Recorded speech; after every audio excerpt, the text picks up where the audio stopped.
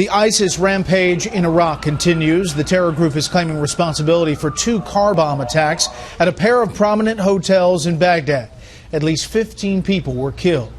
President Obama's inability to either degrade or destroy ISIS, as promised, is becoming a major point for Republicans lining up to try to replace him. Chief political correspondent Carl Cameron has that story tonight. 2016 will be the 4th presidential race in a row with American forces battling Islamist terrorism around the world. And the debate over ISIS, its origins and how to halt its rampage, divides both parties. Most Republicans blame President Obama's withdrawal from Iraq in 2011. ISIS didn't exist when my brother was president. If you fought in Iraq, it worked. It's not your fault it's going to hell. It's Obama's fault. This whole problem with Syria and ISIS begins with what he did not do when he promised to be able to take out Assad if he used chemical weapons. This destroys American credibility around the world. Outraging fellow Republicans, Kentucky Senator Rand Paul argues the GOP inadvertently helped ISIS flourish. ISIS exists and grew stronger because of the hawks in our party who gave arms indiscriminately, and most of those arms were snatched up by ISIS. These hawks also wanted to bomb Assad, which would have made ISIS's job even easier.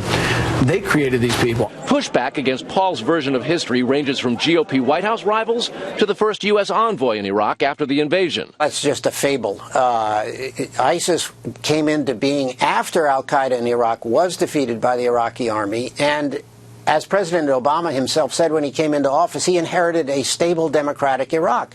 ISIS is the creation that happened after we pulled all of our troops out in 2011. That is the key mistake that was made by this administration. I think the senator is unsuited to be commander-in-chief. We can't afford 4 more years of a misunderstanding of the threat. Republicans include former Secretary of State Hillary Clinton in the ISIS blame game, too. Madam Secretary, would you have pulled the troops out of Iraq in 2011? Because that's a direct effect of what's going on in Ramadi. Clinton may be on the verge of breaking with the president and adopting a more hawkish strategy against ISIS.